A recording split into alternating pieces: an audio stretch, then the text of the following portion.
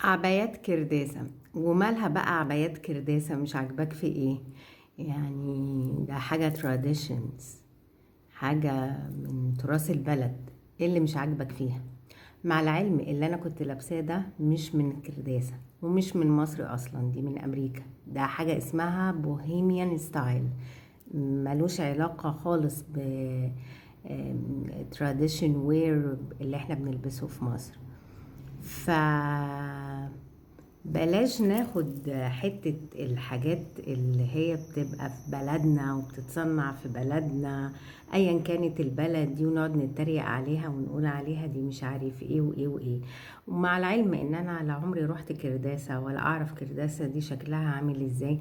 مش تقليل من المكان ولا حاجة، ولا ان انا شايفاه مكان وحش، بس انا ما اتحطتش في موقف او ظروف تخليني اروح كرداسة. فمالها عبايات كرداسة؟ مش عاجباك في ايه؟ على العموم هي عجباني، حتى لو انا مش بلبسها وحتى لو انا ما روحتش المكان. اي حاجة جوه بلدي عجباني. شكرا.